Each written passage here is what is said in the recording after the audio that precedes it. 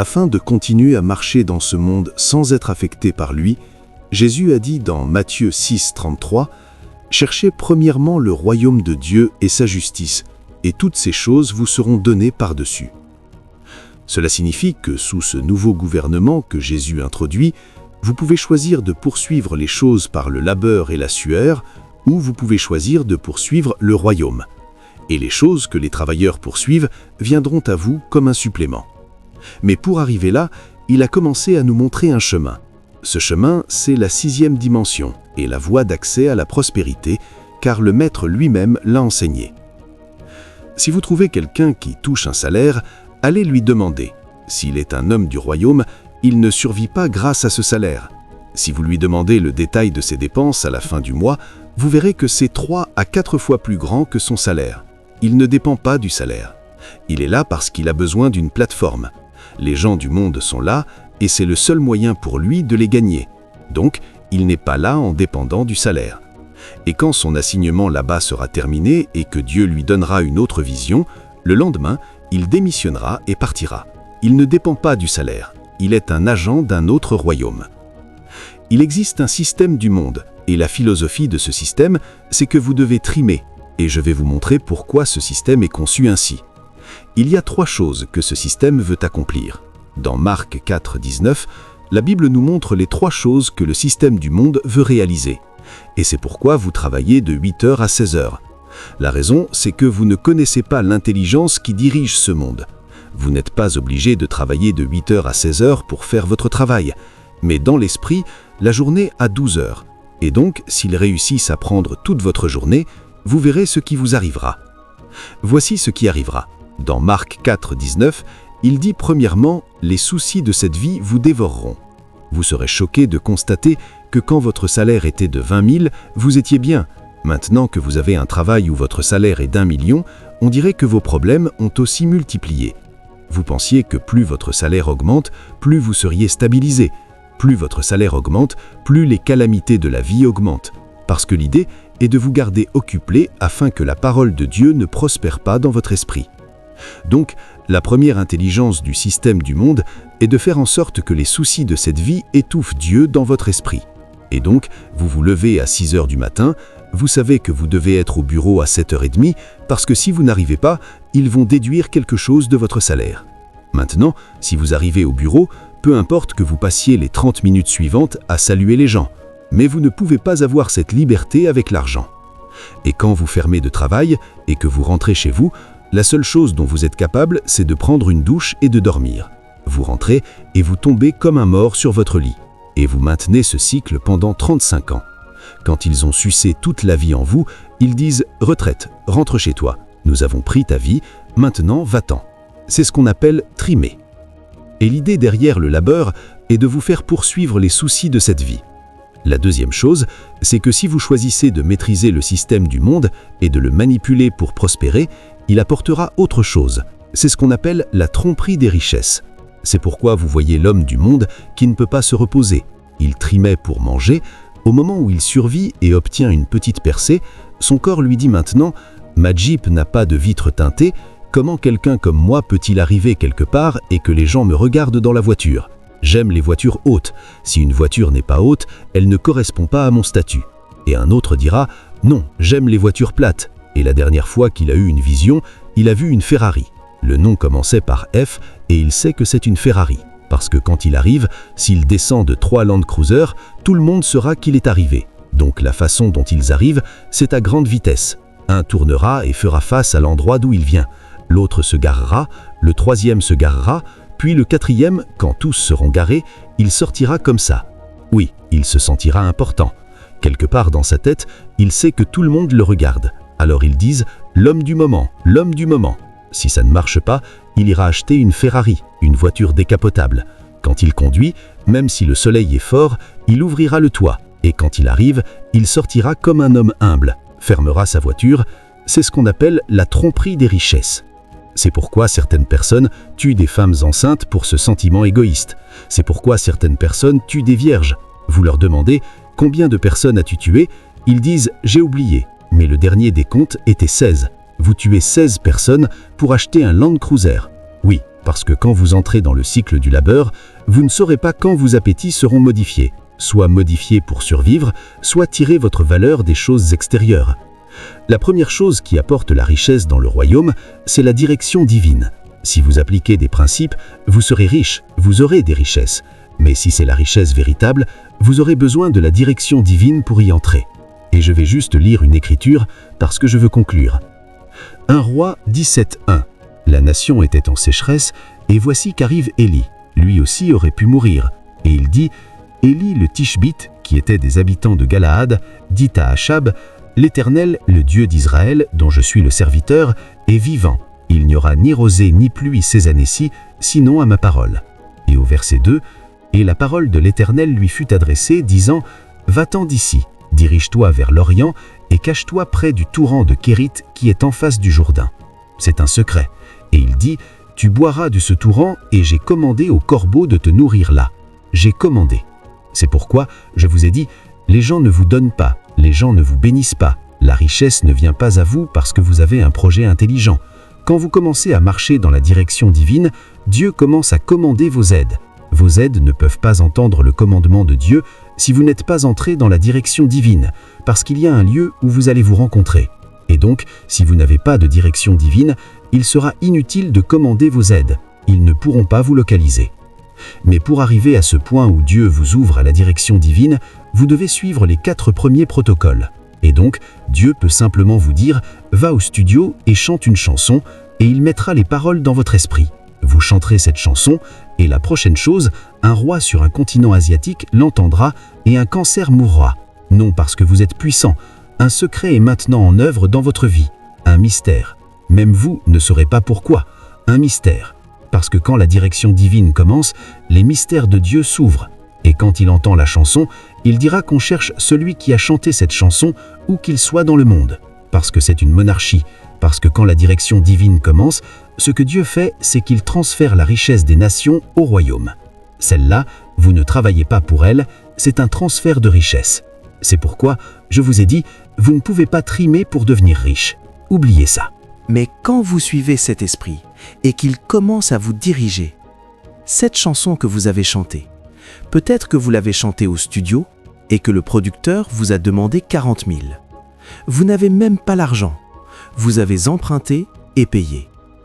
3 semaines plus tard, un émir, pas même une personne du royaume, entend cette chanson et un cancer meurt.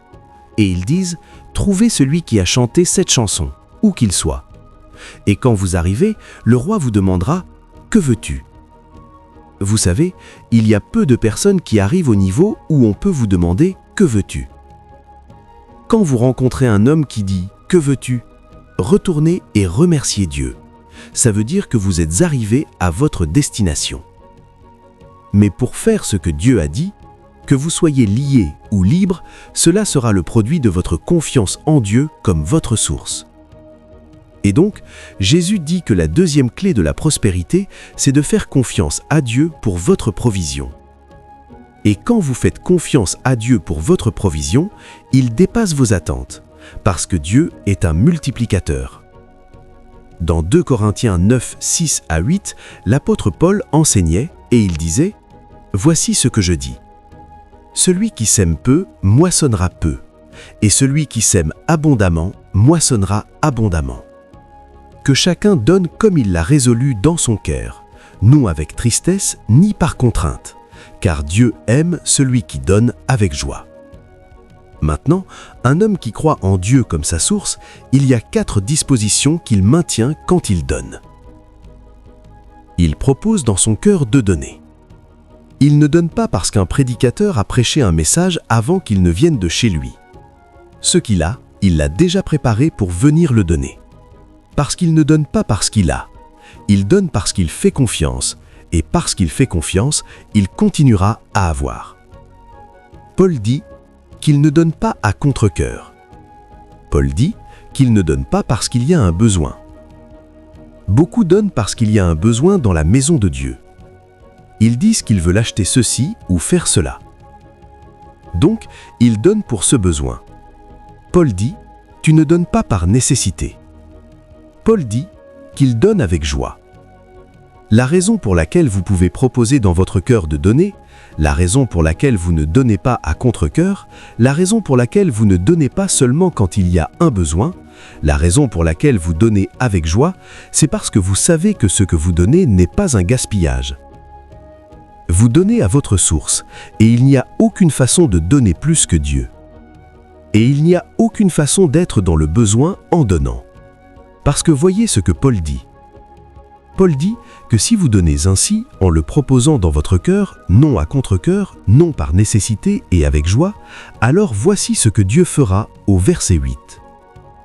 Et Dieu peut abonder toute grâce envers vous, afin qu'ayant toujours en toute chose tout ce qui vous est nécessaire, vous abondiez en toute bonne œuvre. C'est une écriture étrange. Il dit que Dieu fera abonder toute grâce, ce qui semble déjà impossible. Donc, les gens qui marchent dans toute grâce sont ceux qui donnent de cette manière. Toute grâce abonde vers eux. C'est le numéro 1. Paul dit « ayant toujours tout ce qu'il vous faut ». Donc, quand un homme commence à donner ainsi, il dit que cet homme aura toujours. Donc, si vous voulez trouver un homme qui a toujours, ce n'est pas un homme qui a 4 comptes bancaires. Est-ce bien d'avoir plusieurs comptes bancaires? Oui. Ce n'est pas un homme qui a plusieurs sources de revenus. Est-ce bien d'avoir plusieurs sources de revenus? Oui. Mais cela reste encore au niveau du labeur. Il dit que si vous voulez arriver à la prospérité surnaturelle, en plus d'avoir plusieurs sources de revenus, il y a une manière de donner qui fait que vous aurez toujours. Et il dit que vous n'aurez pas seulement toujours. Il dit toute suffisance. Cela signifie que vous aurez toujours assez. Et puis, il dit que vous n'aurez pas seulement assez. Vous aurez toujours de quoi donner dans toute situation. Pourquoi est-ce ainsi? Parce que Dieu est capable de faire. Ce genre de choses n'arrive pas parce que vous êtes travailleur. Ce genre de choses arrive parce que c'est Dieu qui fait. Et c'est pourquoi on l'appelle la prospérité surnaturelle. Et pour marcher dans ce genre de prospérité, il dit que vous devez faire confiance à Dieu comme votre fournisseur. Il y a beaucoup de personnes dont quand leurs revenus baissent, leur dîme s'arrête. Il y a beaucoup de personnes dont quand leurs revenus baissent, leur offrande s'arrête. Pourquoi? Parce qu'ils ne font pas confiance que Dieu est leur fournisseur. Donc, ce qu'ils donnent vient de ce qu'ils ont en surplus. Et dès qu'ils n'ont plus de surplus, leur don s'arrête. C'est pourquoi très peu de croyants marchent dans la prospérité surnaturelle. Mais une nouvelle génération est apparue. Et ce qu'on leur a enseigné, c'est « Donnez et il vous sera donné ». Peu importe ce que vous faites. Vous savez, quand je vous enseignais sur la prospérité, je vous avais dit qu'il y avait 5 lâches. Le temps des semailles et de la moisson, c'est l'alliance de Noé. Quand vous entrez dans l'alliance d'Abraham, on passe du temps des semailles et de la moisson à la foi et à la circoncision.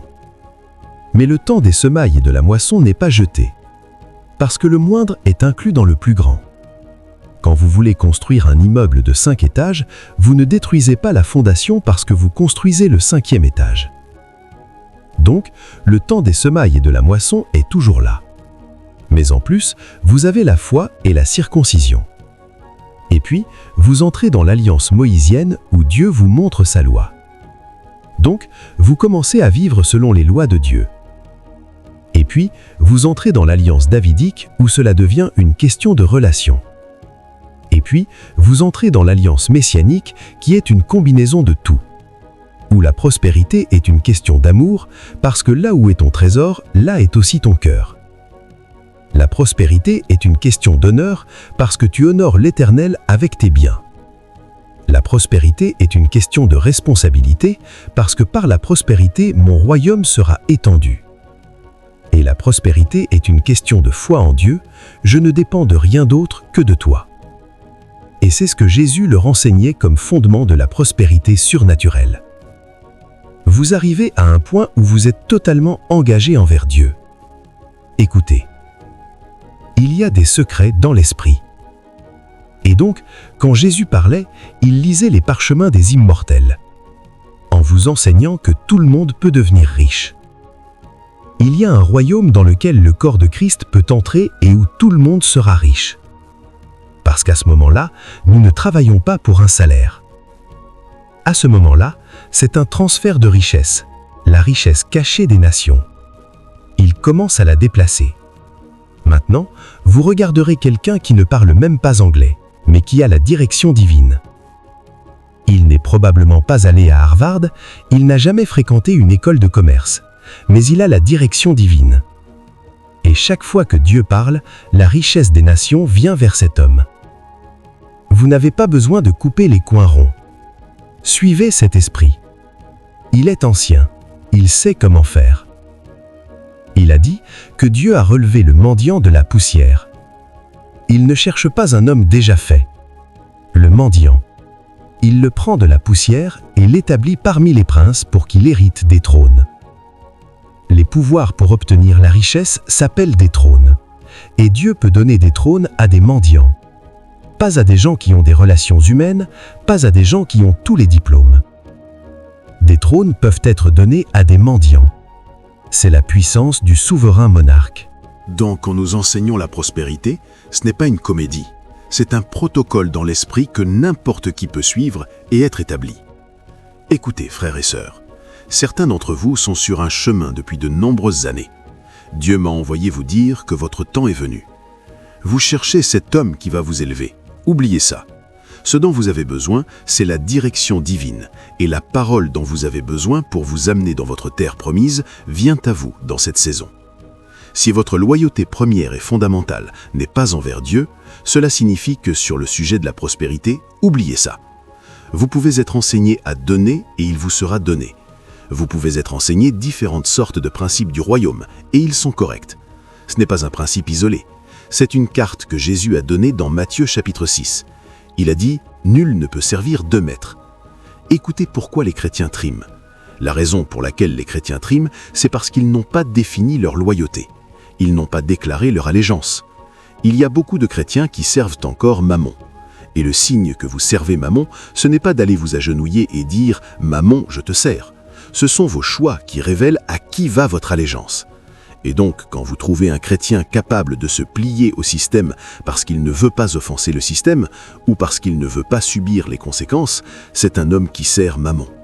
Vous savez, à l'époque du Student Union, qui était la dernière fois où il y avait un christianisme authentique au Nigeria, certaines de ces déclarations étaient très fortes. Demandez aux pères, ils vous diront que la plupart des personnes qui sont chrétiennes aujourd'hui ont eu un contact avec le réveil du SU. C'est pourquoi ce christianisme actuel des 9, 10 ou 12 ans, ils parlent en langue parce qu'ils ne connaissent pas le SU. À l'époque du SU, ils ne tiraient fierté de rien d'autre que de la sainteté. Parce qu'ils disaient « sans elle, personne ne verra Dieu ». C'était le temps où les chrétiens pouvaient dire « Seigneur, tu peux prendre le monde entier, mais laisse-moi t'avoir toi ». Ils ne l'éditaient pas. Ils étaient si déterminés. Quelqu'un pouvait être secrétaire dans un bureau et on lui disait d'inflater les chiffres. Il était offensé que vous ayez l'audace de lui demander d'offenser les chiffres.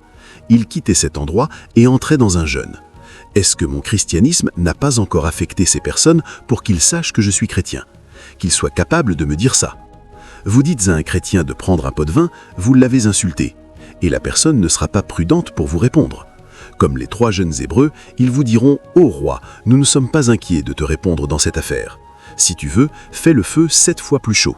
Nous ne nous prosternerons pas. » En fait, ils se lèveront et vous diront « Je ne le ferai pas, je suis chrétien. Et si tu veux, fais ce que tu veux. Licencie-moi maintenant, je suis heureux de rentrer chez moi. » C'étaient les jours où les chrétiens pouvaient embrasser la pauvreté si les richesses devaient être dans le chemin de leur marche avec Dieu, parce qu'ils connaissaient le chemin que Jésus lui-même leur avait enseigné. Vous ne pouviez pas voir, si on vous disait qu'il y a un chrétien impliqué, vous disiez « Pourquoi ?» La seule chose que vous pouviez faire pour que le projet avance, c'était d'enlever ce chrétien-là. Et si vous ameniez une autre personne, assurez-vous qu'il ne soit pas chrétien. Vérifiez bien son nom. S'il s'appelle Odouda, amenez-le. Mais s'il a quelque chose de chrétien, fuyez. Parce qu'il connaissait la différence entre servir Dieu et servir Mammon. J'ai entendu l'histoire de T.D. Jakes qui prêchait et trimait avec beaucoup de sueur jusqu'à ce qu'un jour quelqu'un entende son message et dise « Il y a des prédicateurs comme ça en Amérique, alors je suis prêt à me repentir. Trouvez cet homme où qu'il est, prenez-lui le prochain vol pour venir ici. » C'est ainsi que le ministère s'est ouvert. Vous découvrez maintenant que les économies de votre ministère pendant 15 ans sont de 2000 $. Alors l'homme vous dira « Va te mettre en ordre et reviens ». Mais pendant que vous partez, prenez cette malise, vous la porterez. Elle sera lourde. Vous direz « Bon, peut-être qu'il y a des vêtements dedans ». Mais votre curiosité ne vous laissera pas. Vous entrerez dans les toilettes pour être sûr. Quand vous l'ouvrirez, vous verrez des dollars. La première chose qu'ils vous ont donnée pour vous mettre en ordre, c'est 50 000 $. C'est déjà plus que 15 ans d'économie de votre ministère.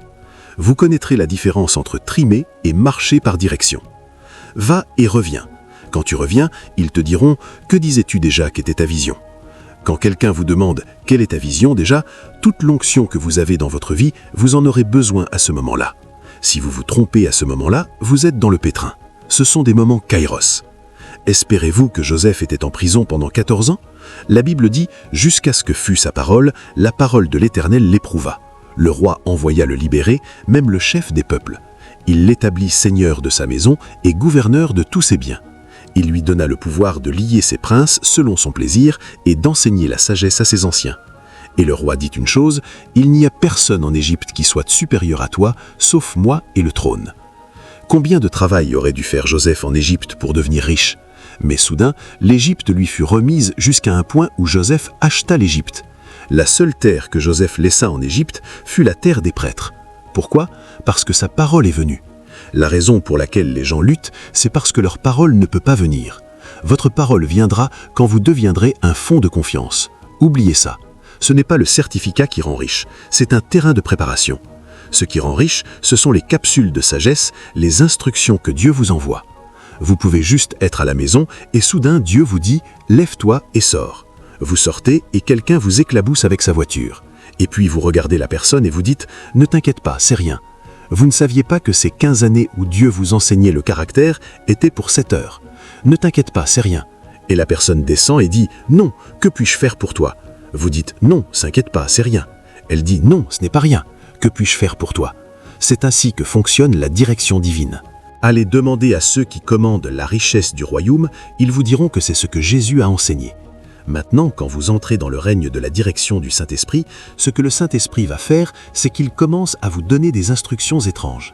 La raison, c'est que Paul enseignait et il disait que ces choses sont gardées pour notre gloire. Vous savez, avez-vous déjà vu un film où on cherche un trésor, un coffre ? Tous ces films de chasse au trésor, ils gardent la carte. La carte que vous cherchez se trouve là où se déroule le drame. Ils vous diront d'aller à Lagos. Quand vous arrivez à Lagos, ils vous diront d'aller sur l'île. Quand vous arrivez à l'île, ils vous diront de trouver le bâtiment le plus haut.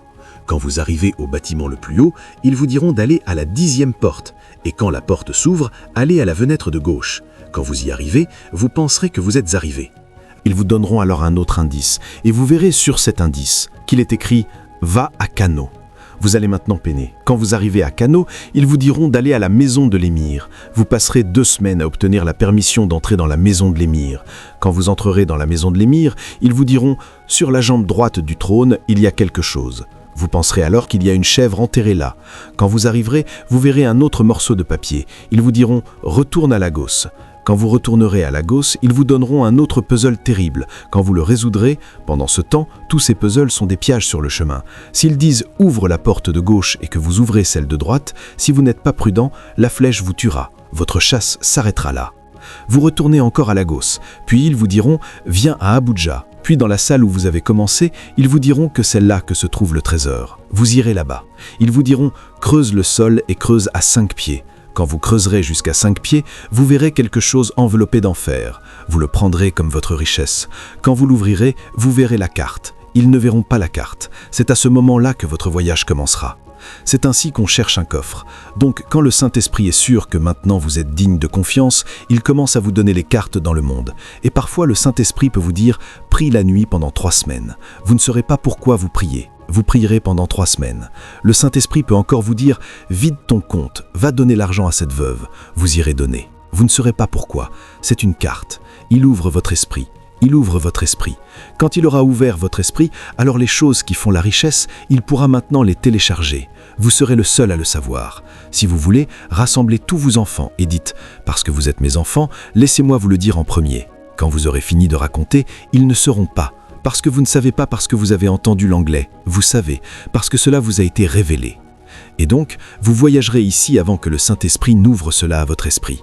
Donc, quand vous voudrez enseigner à vos enfants, vous leur montrerez le protocole, parce que c'est de la richesse. Ceci est de la richesse. Ce n'est pas de l'argent, ce n'est pas des richesses. La richesse vient avec l'argent, elle vient avec l'influence, elle vient avec le pouvoir, elle vient avec l'honneur, elle vient avec la gloire. C'est lourd. Donc quand Dieu veut vous amener à la richesse, après que vous ayez passé les 4 premiers protocoles, le Saint-Esprit commencera à vous entraîner. Ce qu'il fait, c'est qu'il ouvre votre esprit. C'est vous qui voyagez pour trouver un coffre. Dieu ne peut pas vous permettre d'avoir plus que vous ne le connaissez. Et donc Jésus leur enseignait que si vous voulez prospérer surnaturellement, votre allégeance envers moi doit être supérieure à toute autre allégeance, parce que vous ne pouvez pas servir Dieu et servir Mammon. Il y a beaucoup de personnes qui servent Mammon, mais on leur a seulement enseigné « donnez et il vous sera donné ». Donc ils ajoutent Dieu et Mammon ensemble. C'est pourquoi, après avoir donné toute la dîme, toute l'offrande, toute la semence, ils découvrent encore qu'ils triment comme tous les autres. Et afin qu'ils n'aient pas à l'air de ne pas être reconnaissants à Dieu, rien ne se passe, mais ils disent « Dieu, tu as fait tellement pour moi ». Parce qu'ils espèrent que s'ils disent cela, Dieu sera peut-être touché. Le royaume spirituel est un royaume légaliste. Si vous prospérez surnaturellement, nous le saurons tous. Cela ne peut pas se cacher. Paul a dit que votre profit soit manifeste à tous. Mais le premier sur le corridor, c'est de ne pas servir 2 maîtres. Vous devez devenir si déterminé que c'est une insulte que certaines offres vous soient faites. S'ils savent que vous êtes mort, ils devraient avoir peur. Donc la première chose que Jésus a enseignée pour la prospérité surnaturelle, c'est que vous ne primerez jamais assez pour vous subvenir à vous-même. C'est pourquoi vous devez apprendre à compter sur Dieu. Et la 3e façon de marcher sur ce corridor, c'est d'arriver à ce point où vous devenez comme le mont Sion, qui n'ont peut-être ébranlé. Et ce n'est pas de l'arrogance, parce que quand j'arriverai à la 5e étape, je vous dirai ce que Dieu fait, comment Dieu prospère les gens. Parce que ce n'est pas pour que vous disiez simplement « je me fiche de tout le monde, je n'ai besoin de personne ». Ce n'est pas ce que j'enseigne. Nous avons tous besoin de quelqu'un, mais nous avons besoin des personnes que Dieu envoie dans nos vies. Parce que si vous allez vers l'homme que Dieu n'a pas envoyé dans votre vie, il fera un gâchis de votre vie. Donc nous avons tous besoin de quelqu'un. Ce n'est pas de l'arrogance. Je parle d'un état dans l'esprit où vous arrivez parce que vous avez tourné votre cœur vers le Seigneur. Il vous garde dans une paix parfaite parce que votre cœur est fixé sur lui. Quand vous n'êtes pas anxieux parce que vous refusez d'être anxieux. Vous n'êtes pas anxieux parce que vous l'invoquez dans la prière, la supplication et l'action de grâce. Si vous ne priez pas, ne suppliez pas et ne remerciez pas, vous serez anxieux parce que cette sorte de paix, c'est Dieu qui l'a fournie. Et puis numéro 4, ce que Jésus a enseigné, c'est de prioriser le royaume. Vous remarquerez que ce que Jésus essayait de nous enseigner dans ce message de prospérité va au-delà du principe. La prospérité surnaturelle n'est même pas née du principe. Vous remarquerez ce que Dieu enseigne ici. Vous savez que Jésus est sage, et donc quand il parle, suivez-le progressivement. Il vous montrera le grand tableau. Si vous remarquez du point numéro 1 au point numéro 4, vous découvrirez maintenant que ce que Jésus essayait de faire, c'est de vous faire devenir un fond de confiance divin. C'est la clé de la prospérité surnaturelle. C'est au-delà des principes que vous pratiquez. C'est un état où vous devenez un fond de confiance divin. Donc Jésus vous prend d'un endroit où vous ne servez pas 2 maîtres, il vous amène à un endroit où votre confiance est en lui et non dans les systèmes. Il vous amène à un endroit où vous êtes en paix dans toutes les conditions. Et puis il arrive au 4e endroit et dans Matthieu 6, 33, il dit « Cherchez premièrement le royaume de Dieu et sa justice, et toutes ces choses vous seront données par-dessus. » À ce niveau, vous êtes un fond de confiance divin.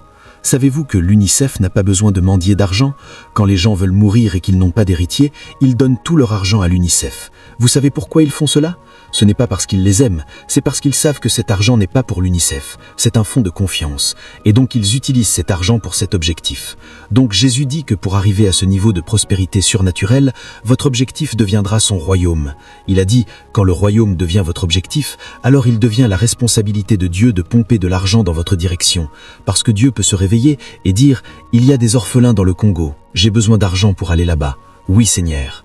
Dieu peut dire, il y a une crise dans l'état de Cross River, j'ai besoin d'argent. Ce n'est pas l'Église, ce n'est pas quand le pasteur vient et dit, le plus grand partenaire, levez-vous. C'est le royaume. En plus de ce que vous faites à l'Église, vous devenez ouvert. Tout ce que Dieu veut faire, Dieu dépense maintenant de votre poche. Vous devenez la banque de Dieu. Et parce que vous êtes la banque de Dieu, c'est la responsabilité de Dieu que votre poche ne soit pas sèche. Et donc, quand les choses arrivent, Dieu a un endroit d'où il dépense. Donc, la raison pour laquelle vous marchez dans l'abondance, c'est que Dieu dépense à partir de vous. Le système divin est un système d'abondance, et le système du monde est un système de labeur. Et Dieu a donné à Adam cette opportunité de faire son choix. Dans Genèse 3, 17-19, la Bible dit « Et à Adam il dit, parce que tu as écouté la voix de ta femme et que tu as mangé de l'arbre dont je t'avais défendu de manger, maudit est le sol à cause de toi. C'est avec peine que tu en tireras ta nourriture tous les jours de ta vie. » Donc, le système du monde est un système de labeur. Vous travaillez et peinez avant de pouvoir manger. La raison, c'est que la terre a été maudite. Le système a été rendu difficile pour la survie. Il a dit « Il te produira des épines et des ronces, et tu mangeras l'herbe des champs. » Maintenant, l'herbe est dans le champ, mais elle est au milieu des épines et des ronces, parce que la terre souffre maintenant de décadence à cause de la rébellion de l'homme. Il dit « C'est à la sueur de ton visage que tu mangeras du pain. » Donc, le système du monde est tel que tout ce que vous avez, vous le travaillez avec votre sang. Vous suerez pour survivre, vous peinerez pour survivre. Et la raison, c'est que votre rébellion vous a ouvert à cette possibilité. La terre était conçue pour s'aligner au but de Dieu dans la mesure où vous vous alignez au but de Dieu. Et donc, quand vous vous désalignez de Dieu, la terre aussi se désalignera. C'est pourquoi il a dit « Ils ne savent pas, ils ne comprendront pas.